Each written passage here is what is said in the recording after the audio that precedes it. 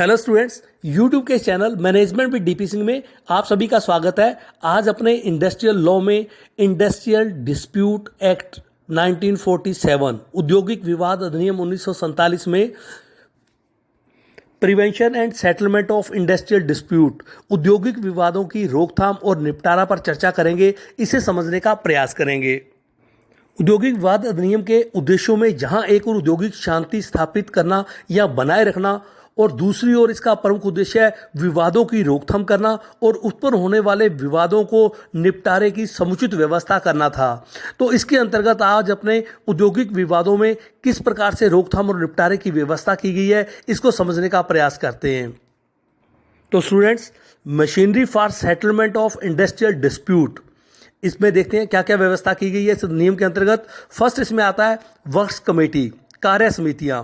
दूसरा इसके अंतर्गत आता है परिवेदना निवारण व्यवस्था या कह दे ग्रीवेंस रिड्रेसल मशीनरी।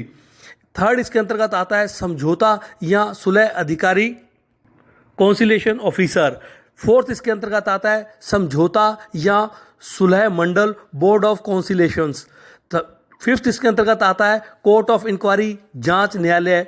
सिक्स इसके अंतर्गत आता है लेबर कोर्ट। और सेवंथ इसके अंतर्गत आता है इंडस्ट्रियल ट्रिब्यूनल, औद्योगिक अधिकरण कह दे।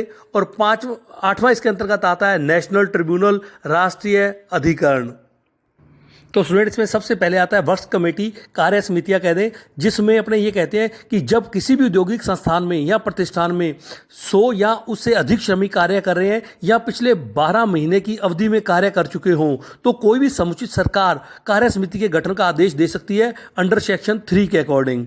सब सेक्शन 1 कार्य समिति में सेवा योजक कह दे, एम्प्लॉयर कह दे, और श्रमिकों के प्रतिनिधियों से ही वो कार्य समिति बनाई जाएगी। और इसकी संख्या जो है वो किसी भी स्थिति में सेवा योजकों की संख्या जो होगी उससे श्रमिकों की संख्या कम नहीं होगी। कार्यरत जो श्रमिक है वही इसके अंतर्गत प्रतिनिधि आएंगे। इसके साथ साथ प्रतिनिधियों का चुनाव भी किया जा सकता है और जो सेवा योजक हैं उनके प्रतिनिधियों का नामांकन किया जाएगा। जो केंद्र सरकार के नियम बनाए गए हैं उसमें इस कार्य समिति में 20 से अधिक सदस्य नहीं हो सकते। स्टूडेंट, सेकंड इसमें आता है परिवेदना निवारण व्यवस्था, ग्रीवेंस रिड्रेसल मशीनरी। इसमें हम ये देखते हैं कि जो औद्योगिक विवाद अधिनियम 2010 में संशोधन किया गया उसमें परिवेदना निवारण की एक नई व्यवस्था की गई, जिसके अंतर्गत ये तय किया गया कि जिस औद्योगिक प्रतिष्ठान में 20 या उससे अधिक श्रमिक नियुक्त हैं वहां परिवेदना निवारण समिति का गठन किया जाएगा और इसमें जो भी श्रमिकों की परिवेदना उत्पन्न होगी उस पर विचार विमर्श होगा, उसका समाधान करेगी। समिति का जो गठन है ये अंडर सेक्शन 9C के अंतर्गत किया जाएगा और इसके अंतर्गत जो सभापति होगा समिति का वो सेवा योजकों और श्रमिकों के सदस्यों में से बारी बारी बनाया जाएगा। समिति के कुल सदस्यों की संख्या 6 होगी। इसके अंतर्गत ये भी तय किया गया तथा इसमें यह भी व्यवस्था की गई परिवेदना निवारण समिति पीड़ित पक्षकार से या उसकी ओर से किसी भी व्यक्ति का कोई लिखित शिकायत प्राप्त होती है तो उसको 30 दिन के भीतर उसे अपनी कार्रवाई पूरी करनी होगी। नेक्स्ट स्टूडेंट, इसमें आता है समझौता या सुलह अधिकारी, कंसिलेशन ऑफिसर। तो अंडर सेक्शन 4 के अंतर्गत इसमें समझौता या सुलह अधिकारी नियुक्त किया जाएगा और उसके कार्य क्षेत्र के बारे में इसके अंतर्गत प्रावधान किए गए। इसमें सरकार सरकारी गजट में अपनी अधिसूचना जारी करके जिसे भी उचित समझे वो समझौता अधिकारी के रूप में नियुक्त कर सकती है और एक से अधिक व्यक्ति भी नियुक्त कर सकती है। उनका कार्य क्षेत्र भी निश्चित कर सकती है, कार्य अवधि भी उसके अंतर्गत निश्चित की जा सकती है और इसके अंतर्गत एक विधि निर्धारित की जाएगी और उस विधि के अनुसार ही पूरी कार्रवाई की जाएगी और उसकी रिपोर्ट प्रस्तुत की जाएगी। नेक्स्ट आता है समझौता बोर्ड या कह दे बोर्ड ऑफ कॉन्सिलेशन।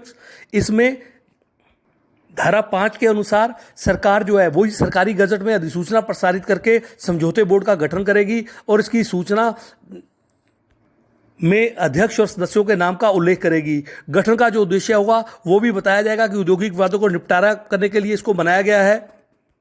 इस बोर्ड में एक अध्यक्ष होगा, 2 या 4 सदस्य हो सकते हैं जिसमें दोनों के बराबर के सदस्य होंगे।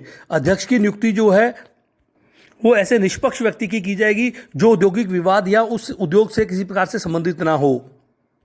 तथा इसके साथ साथ ये भी व्यवस्था की गई है कि जो भी सदस्य है उनका कोरम पूरा होने पर ही बोर्ड की कार्रवाई होगी। यदि पूरा नहीं है तो उस प्रकार की कार्रवाई बोर्ड की नहीं की जा सकती। इस प्रकार के जो समझौता बोर्ड होंगे उनका प्रमुख उद्देश्य है औद्योगिक विवादों को निपटाने का प्रयास करना, जांच पड़ताल करना, पक्षकारों को प्रोत्साहित करने के लिए उद्देश्य सहित कार्य करना, समझौते की रिपोर्ट भेजना, समझौता न होने की दिशा में भी रिपोर्ट प्रस्तुत करना। स्टूडेंट नेक्स्ट आता है कोर्ट ऑफ इंक्वायरी, जांच न्यायालय। इसमें भी वही व्यवस्था है। अंडर सेक्शन 6 के अनुसार जो सरकार है वो क्या है, बजट में, राजकीय गजट में अधिसूचना प्रकाशित करके जांच न्यायालय का गठन कर सकती है, जिसका उद्देश्य है समुचित सरकार द्वारा किसी औद्योगिक विवाद से संबंधित कोई विवाद है उसे जांच करने के लिए जांच न्यायालय का गठन करना है।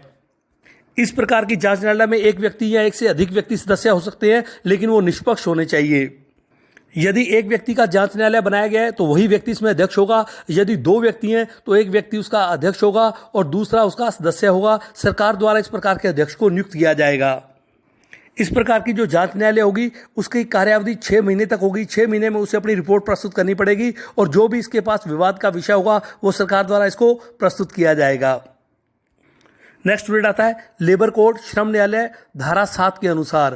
तो श्रम न्यायालयों का गठन और इसका उद्देश्य है पीठासीन अधिकारियों के संबंध में विभिन्न जो प्रावधान किए गए हैं वो धारा 7 में बताए गए हैं। इसमें भी वही व्यवस्था है कि इसमें सरकार द्वारा राजकीय गजट में अधिसूचना प्रकाशित करके श्रम न्यायालयों का गठन कर सकती है और इसका उद्देश्य भी, श्रम न्यायालय का उद्देश्य है इस अधिनियम की अनुसूची 2 के अंतर्गत निर्दिष्ट किसी मामले से संबंधित कोई औद्योगिक विवाद है तो उसके न्याय करने के लिए इस प्रकार के लेबर कोड को दिया जाता है विषय। इस प्रकार के लेबर कोड में स्थायी आदेश कह दें या स्टैंडिंग ऑर्डर कह दें जो सेवा योजकों द्वारा जारी किए गए आदेश की वैधता के संबंध में हो सकते हैं। स्थायी आदेश लागू करने पर उनके अन्य प्रकार के जो आदेश हैं, इसी प्रकार किसी श्रमिकों की पद मुक्ति या बर्खास्तगी के संबंध में जो मामले हैं या किसी परंपरागत छूट या सुविधा को समाप्त कर दिया गया इस प्रकार के मामले हैं, किसी हड़ताल या तालाबंदी की अवैधता संबंधी मामले हैं, तो इस प्रकार के इसके जांच के विषय रहते हैं। इसी प्रकार स्टूडेंट नेक्स्ट आता है इंडस्ट्रियल ट्रिब्यूनल, औद्योगिक अधिकरण। ये भी सरकार द्वारा राजकीय गजट में अधिसूचना प्रकाशित करके एक या एक से अधिक औद्योगिक अधिकरणों की ये स्थापना की जा सकती है। इसका प्रमुख उद्देश्य जो होता है, इन के जो दिए गए कार्य हैं अनुसूचित द्वितीय और अनुसूचित तृतीय के अंतर्गत जो भी इसके अंतर्गत विवाद के विषय या मामले आते हैं उस विवाद के निर्णय के लिए ये औद्योगिक जो अधिकरण है ये अधिकृत होते हैं। अनुसूची 2 का मैंने इससे पहले उल्लेख किया था। अनुसूची 3 जो है, तृतीय जो है, इसके अंतर्गत अपने कौन कौन से आते हैं, मजदूरी और इसके भुगतान करने की रीति और विधि के संबंधित मामले हैं, क्षतिपूर्ति या अन्य भत्तों संबंधी मामले हैं, कार्य के घंटे या विश्राम मध्यांतर के कोई मामले हैं, मजदूरी सहित अवकाश या छुट्टियों संबंधी मामले हैं, बोनस लाभों में हिसाब भविष्य निधि ग्रेच्युटी संबंधी मामले हैं, पारी कार्य संबंधी कह दें अपने शिफ्ट संबंधी कोई मामले हैं, या अनुशासन संबंधी कोई नियम है, या अन्य विवेकीकरण संबंधी मामले हैं, श्रमिकों की छंटनी या संस्थान बंद करने संबंधी आदि मामले इसके अंतर्गत आते हैं। स्टूडेंट नेक्स्ट आता है नेशनल ट्रिब्यूनल। नेशनल ट्रिब्यूनल या कहते हैं राष्ट्रीय जो अधिकरण है, इसका गठन जो है केंद्रीय सरकार द्वारा किया जाता है। केंद्रीय सरकार द्वारा राजकीय गजट में अधिसूचना प्रकाशित करके एक या एक से अधिक राष्ट्रीय जो अधिकरण है इनका गठन कर सकती है। इसका जो प्रमुख उद्देश्य होता है औद्योगिक विवादों का निर्णय देने के लिए किया जाता है, जो केंद्र सरकार द्वारा इसको दिए जाते हैं। यदि ये विवाद राष्ट्रीय महत्व के हैं तो इनको दिया जाता है, या यदि इन विवादों में एक से अधिक राज्य में स्थापित कोई औद्योगिक उपक्रमों का हित हो सकता है या प्रभावित हो सकता है तो उसके संबंध में ये इनको विवाद दिए जाते हैं धारा 7B के अनुसार। राष्ट्रीय अधिकरण में केवल एक ही सदस्य होता है जिसकी नियुक्ति केंद्र सरकार द्वारा ही की जाती है, और पीठासीन अधिकारी को जो योग्यता होती है ये उच्च न्यायालय का कोई न्यायाधीश हो और उसकी उम्र 65 वर्ष से अधिक नहीं होनी चाहिए। इसके साथ साथ स्टूडेंट नेक्स्ट अपने देखते हैं distinctions between strike and lockout. हड़ताल और तालाबंदी में क्या अंतर है। जैसे हड़ताल है ये श्रमिक करते हैं, जबकि तालाबंदी मालिकों द्वारा, सेवा योजकों द्वारा की जाती है। हड़ताल के समय श्रमिक कार्य करना नहीं चाहते, तालाबंदी के समय सेवा योजक कार्य नहीं करवाना चाहते। हड़ताल के समय जो श्रमिक हैं इनकी संख्या अपेक्षाकृत बहुत अधिक होती है। तालाबंदी के समय 1 या 2 कारखाने ही इसमें शामिल होते हैं, सभी कारखानों में प्राय तालाबंदी नहीं हो सकती। यह श्रमिकों का अंतिम हथियार होता है हड़ताल, जबकि सेवा योजकों का भी जो तालाबंदी है वो अंतिम हथियार होता है। हड़ताल में संस्थान खुला रहता है, जबकि तालाबंदी में संस्थान को सेवा योजकों द्वारा बंद कर दिया जाता है। हड़ताल के समय श्रमिक जो हैं ये उत्तेजित होते हैं, तालाबंदी के समय जो सेवा योजक है उत्तेजित नहीं होते। हड़ताल का उद्देश्य है श्रमिकों हितों की वृद्धि करना होता है, और जबकि तालाबंदी का उद्देश्य है श्रमिकों की जो मांगे होती है उसमें असमर्थता व्यक्त करना होता है मालिकों द्वारा।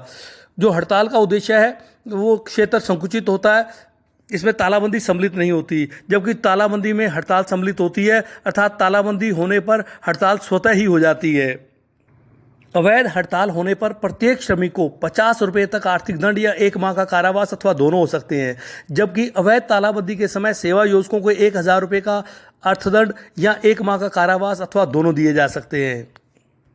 तो स्टूडेंट्स, ये था स्ट्राइक एंड लॉकआउट। धन्यवाद।